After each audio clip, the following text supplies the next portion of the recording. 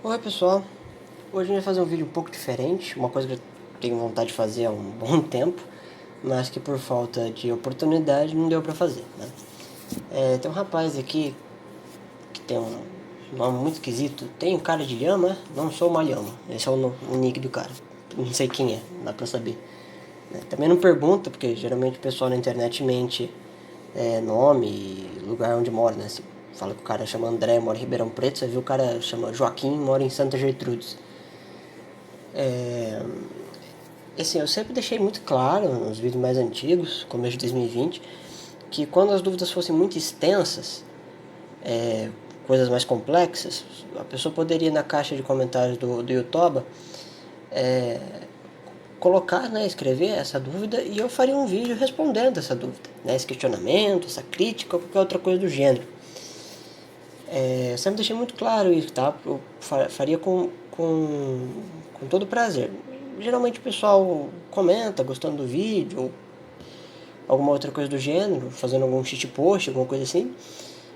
E as dúvidas que me apareceram ao longo desse tempo, elas eram muito curtas, né? Então não tinha por que fazer um vídeo de um minuto e meio respondendo. Dá para escrever, mas aqui ele colocou muita coisa. Não é que as dúvidas sejam complexas, deu uma lida aqui por cima, eu acho que dá para responder de boa. Mas é muito texto, as perguntas dele são bem grandes, ele tem muitas dúvidas a respeito de vários trechos do próprio Filosofia e Cosmovisão, que é o primeiro livro, né, da Enciclopédia do Mário. E a gente tá aqui para ajudar, né? O que dá para ajudar, tá? Ser útil é uma coisa muito legal. Bom, hoje eu não tô muito bem, então pode ser que meu raciocínio fique mais lento, tá? Ou que eu engasgue em algum momento, dê uma gaguejada. Mas vocês relevem aí meus problemas fisiológicos. Então eu vou lendo, né? Ele coloca o trecho e faz a pergunta, coloca o trecho e faz a pergunta. E para responder eu preciso ler o trecho inteiro para saber onde é que tá o problema, tá? Mas assim, já deixo em adianto que quando vocês quiserem fazer isso, né, eu não gosto que acumulem dúvidas, tá bom? É um espírito de professor que eu tenho, embora eu não seja professor. Eu não gosto que a pessoa fique sedimentando dúvidas, eu gosto quando ela tenta resolver esse problema o mais rápido possível. Eu até demorei para gravar o vídeo aqui por conta de tempo, eu espero se o cara que fez as perguntas estiver ouvindo que ele me perdoe. Mas vamos lá. Ele coloca assim, Capítulo 1, Cosmovisão, Visão Geral do Mundo, Filosofia do Condicionado, Incondicionado e da Relatividade. Acho que deve ser o capítulo 1 da parte 2 do livro. Façamos agora, que ele vai falar do Pirro, vai falar do Einstein e tudo mais. Façamos agora uma rápida análise do pensamento cartesiano. O termo consciência tem para ele dois significados, que decorre de sua opinião de que nossos estados de vontade e sentimento existiriam para a consciência, quando esta pensa neles. Então você tem ali um empreendimento escolástico, porque a vontade movimenta o intelecto, e aí você tem a consciência movimentando a vontade. Os dois significados são de estado e de conteúdo, né? Estado de consciência, né? E de conteúdo da consciência, de reflexão sobre ambos, né? Uma meditação, uma meta-consciência, por assim dizer. Ora, se o momento da reflexão pode distinguir a ambos, é porque tem a sua realidade psicológica independentemente do pensamento, e não é, portanto, a reflexão. Né? Precisaria Descartes demonstrar que ele está dizendo o seguinte. Bom, eu vou terminar de ler aqui, depois eu vejo qualquer dúvida do cara. Que seja necessário esse momento de reflexão para ser qualquer coisa advertida, né? Aquele momento de reflexão que distingue os estados e conteúdos e a reflexão sobre ambos. Né? Que sem pensamento nada é divertido. Estamos aqui em face de um postulado metafísico que não pode tornar-se um dado de experiência. Temos, então, à nossa frente uma série de problemas. Que todo ato, momento, conteúdo da experiência seja pensado, né? Como se não tivesse subconsciente. Que o pensamento concorra, em todo caso, para construí-lo, né? Pelas sedimentações que aparecem no Descartes. Que a própria autoconsciência seja pensamento, né? Faz parte do conteúdo do estado de consciência. Que o eu, sujeito da autoconsciência, seja um eu pensante. Que este eu pensante se realize e manifeste a si mesmo unicamente e sempre em pensamento. Além disso, que o eu confira à própria realidade uma experiência somente pensada, a qual basta o ser pensado para ser. Aí veio o rapaz. O que me deixou confuso foi parecer desconexos trechos. Primeiramente, o Mário diz que os estados de vontade e sentimento existiriam para a consciência quando esta pensa neles. É o Descartes aqui falando, tá? O Mário está só reproduzindo o pensamento do Descartes nas meditações da filosofia primeira, ou meditações metafísicas, aí, né? Tem tradução que vem com esse nome. Em uma interpretação literal isso não é confuso, mas posteriormente nos trechos ele diz que os dois significados da consciência são de estado, conteúdo e de reflexão sobre ambos. Estado e conteúdo de quê? De consciência. Estado de consciência, o modo como a consciência se apresenta, o que ela sabe, o que ela entende, o que ela desconhece. E conteúdos da consciência, os pensamentos, né? Por exemplo, o pensamento de urso, o conceito de cadeira, os números, né? Quais ambos? Os dois, estado e conteúdo, né? Quer dizer, o modo como a sua consciência está no momento e os elementos que comportam a ela, né? Ou que ela comporta, melhor dizendo. Se eu concluo que são os estados e conteúdos do sentimento da vontade, não, são de consciência.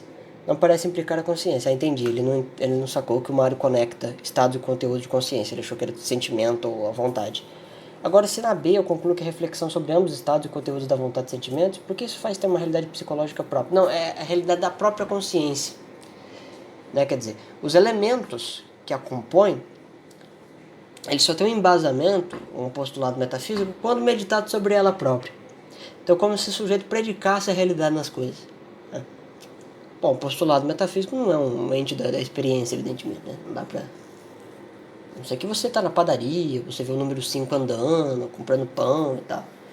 Mas geralmente não é isso que ocorre. Então, assim, quando você lê esse trecho de novo, né, eu recomendo que tu leia esse trecho de novo agora com a explicação, fica muito mais fácil memorizar e entender o elemento. É reflexão sobre os elementos da consciência, sobre o seu estado, uma espécie de autoconsciência, e os elementos e os estados da própria consciência, que você vai poder eventualmente meditar sobre ela. Né? Isso gera uma espécie de... Assim, você entra dentro da constelação do teu intelecto, por assim dizer.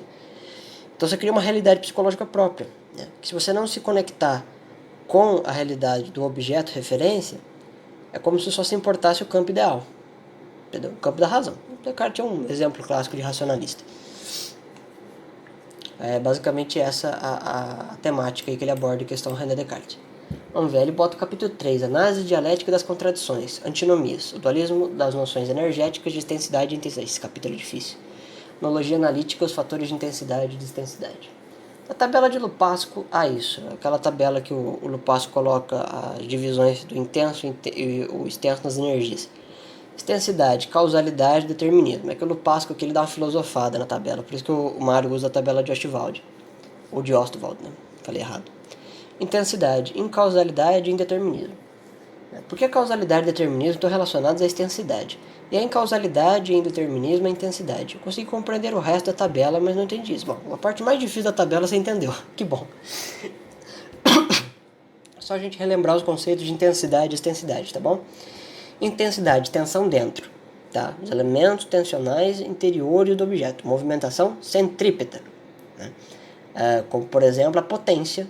Né? Uma coisa centrípeta. Extensidade, a expansão, a tensão fora da coisa. Né? Então tu pega, por exemplo, a forma como uma intensidade e a matéria como uma extensidade, porque tem volume, tem massa, etc. Tá? É entendido aqui matéria no sentido atômico mesmo, né? Matéria orgânica e tudo mais. A causalidade, os elementos da causa. Tem uma coisa que causa a intensidade. Que causa a extensidade. Quer dizer, na filosofia do Mário, aqui a gente não vai entrar muito na filosofia do Mário, mas vai entrar no pensamento do Lupasco. O Lupasco vai dizer que os fenômenos que acontecem na matéria são causados por outros. Então tem a causalidade. O determinismo, que a matéria é determinada, né, sobre vários aspectos. Por exemplo, quando tu usa uma matéria para construir uma cadeira, você está determinando aquela madeira para virar uma cadeira. Né? Ela não é um espírito livre que pode tomar decisões. Né? É um objeto inanimado. Tu pode pegar objetos animados também e determinar seu destino. Né? A gente não mata animais para se alimentar? Pois então. Intensidade e incausalidade. Os fatores intensos, as potências, as forças físicas, aqui no pensamento de Lupasco, tá? Porque a tabela do Lupasco não tem causação. Eles são incausados. Indeterminismos, porque a gente não sabe direito o que é. Por exemplo, perguntar para você o que é potencial gravitacional, tu pode olhar na internet e me dar uma definição. Mas ele não é um ente da experiência, por assim dizer. A gente só procura rastros indutivos dele. Tá?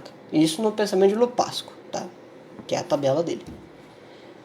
O outro capítulo, conceito da razão, conceito da intuição. Esse aqui é um capítulo mais tranquilo.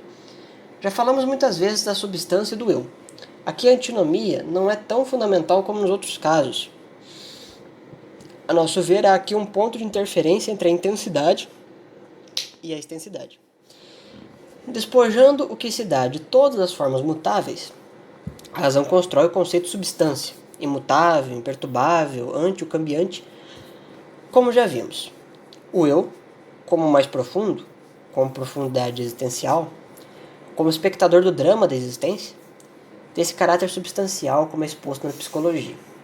Esse é o motivo que nos levou a considerar que entre a substância como conceito da razão e o eu, como conceito da intuição, há um ponto de interferência entre a extensidade própria daquela e a intensidade que é própria deste.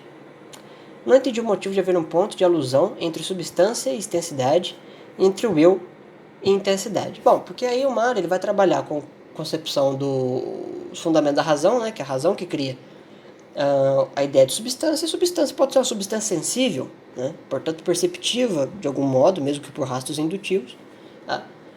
Mas que quando você pega um objeto, você lima esse objeto das suas heterogeneidades, das suas diferenças, o que sobra é o semelhante. Né? E aí tu tem a substância. Né? Só que a substância, ela não é uma coisa que é predicada de outros lugares. É uma coisa que não tem predicado nenhum. Né?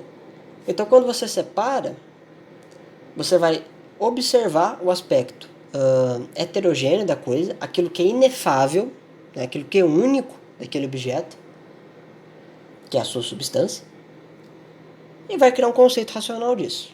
Daí você explica para o seu coleguinha, descobri um conceito novo chamado substância e tal, significa isso aqui. Mas tu precisa perceber a extensidade. Tá entendendo? Só que ele coloca a extensidade mais própria da substância, a intensidade mais própria do eu, mas ele admite que tem um ponto de contato. Talvez isso tenha causado uma confusão na tua cabeça. Mas por que é próprio dessa? Não, é próprio de cada uma, né? Só que tem um ponto de contato. Porque o objeto que tu vai analisar, ele tem extensidade e intensidade. Né? Tu separando os dois, olhando para o extenso do objeto, você consegue perceber a diferença daqueles objetos. Né?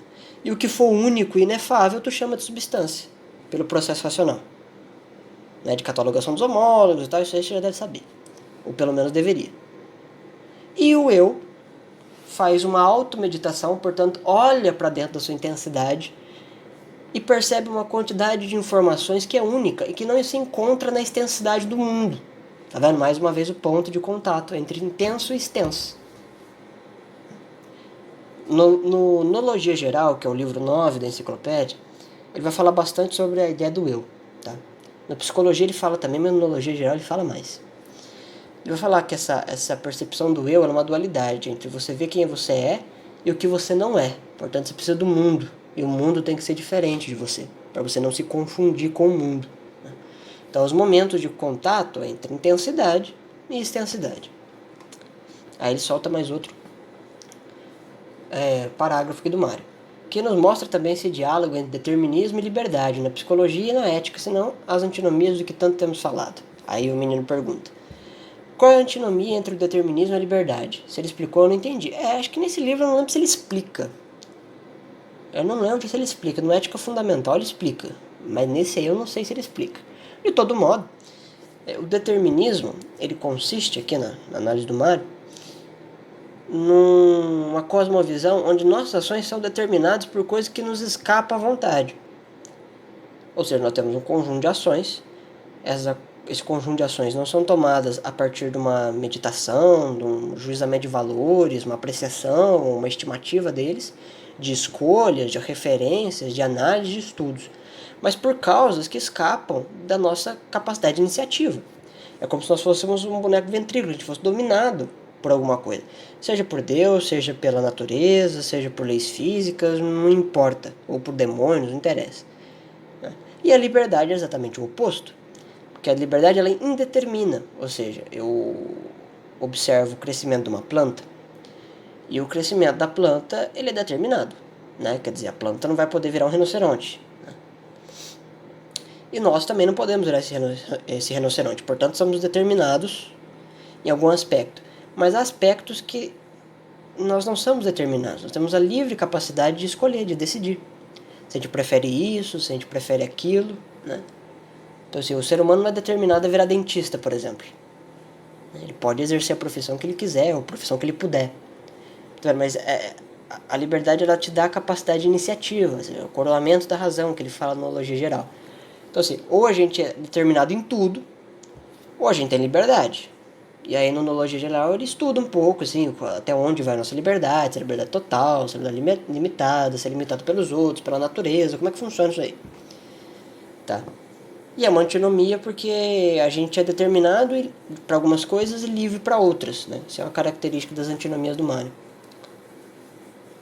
E aí tem mais um parágrafo, já no capítulo 6, dualismo antinômico como visão científica e filosófica do mundo. Conheço um amigo que detesta esse capítulo. E então, quem nos poderá dizer que o que morre em nós é o mineral que se homogeneiza e que algo que forma nossa intensiva vida nervosa não ultrapassa esse processo de homogeneização, permanecendo heterogeneamente intensiva, segundo sua ordem e intensidade, além do mineral, do inorgânico vitorioso, do homogêneo quantitativo. Não se abre aqui novas perspectivas para a metafísica, novas possibilidades de investigação que permitiriam estabelecer uma supervivência do intensivo ao corpo apenas como mineral? Aí ele vem, não entendi nada, esse trecho me parece completamente confuso. Bom, então vamos ler ele inteiro de novo. Então, quem nos poderá dizer que o que morre em nós é o mineral que se homogeneiza, ou seja, a parte física nossa que se é comida pelos vermes e que se mistura com o solo, por assim dizer. Sei lá, algum cadáver lá, ele se decompõe e é assimilado pela natureza. E que algo que forma a nossa intensiva vida nervosa, ou seja, o complexo do nosso sistema nervoso, não ultrapassa esse processo de homogeneização, permanecendo heterogeneamente intensivo, ou seja, porque o sistema nervoso ele é heterogêneo. Né? O questionamento que o Mário levanta aqui do ponto de vista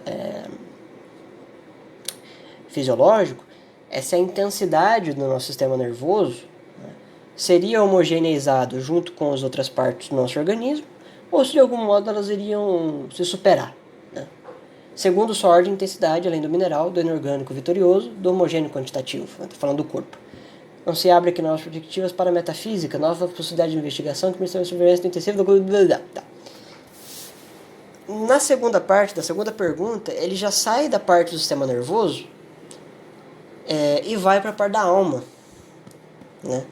Questionando se a alma humana, ao sair do corpo, ela morre e fica homogênea, ou se ela perdura de algum modo. Mas como nesse capítulo ele está usando conceitos da ciência, ele não usa o termo alma. Ele usa o termo sistema nervoso. Porque tem alguns materialistas que consideram que a alma nada mais é do que o cérebro, sistema nervoso central e sistema nervoso periférico. Então, assim, ele troca o conceito metafísico por um conceito físico e relança a pergunta para o cientificista. Tá certo? Isso ele comenta também no Psicologia, quando ele vai falar um pouco sobre as teorias de Pavlov. Tá? Eu acho que vale a pena você dar uma lida nesse livro também. Depois de ler o Lógica e Dialética, termina esse, ler o Lógica e Dialética, vai para Psicologia. Eu acho que tu vai... Lá ele explica bem melhor. Mas assim, vou tentar tentei te dar uma resposta aqui, que é o processo de inversão que o Mário faz, não só nesse livro, não só nesse capítulo, mas em quase todos os livros que eu já li dele. E eu meio que já li todos. Então, assim, isso aí aparece a rodo, tá bom? Tentei te responder do melhor jeito possível, com paciência, levando a sua questão em consideração, tratando ela com o máximo de respeito que me tem no estoque. Se por acaso ainda ficou algo confuso, tu vem nesse vídeo, escreve comentário de novo. Se for uma dúvida muito extensa, eu gravo outro vídeo amanhã, sem o menor problema. Tá? Eu já falei isso aí no começo do vídeo, volto a repetir. Eu não me importo, pra mim é uma honra poder ser útil de algum modo. Né? Quando a pergunta vem eu sei responder ela, eu respondo com o maior prazer. Né? Tô aqui só pra ajudar, não tô aqui pra atrapalhar ninguém. Né? Então, assim, mas eu acredito, com as minhas convicções, que o que eu falei é o suficiente para você ter uma noção básica do assunto, tá? Mas aí tu lê o livro de novo, com as coisas que eu expliquei. Se tiver algum problema, pergunta de novo, tá bom? Eu sou um cara meio ocupado, por conta faço muita coisa ao mesmo tempo, Mas sempre que eu posso responder, eu respondo. Às vezes demora um pouquinho, né? Mas eu tô sempre aqui na área, zanzando por aí, tá? Sujeito jogado aí no mundo.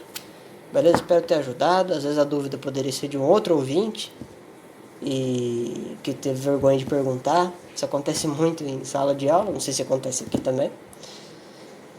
Mas é isso. Tenha uma boa noite e aguardo a resposta de você ou de outras pessoas aí que também se sentirem incomodadas com os assuntos que o Mário trabalha na Filosofia e Cosmovisão. Abraço.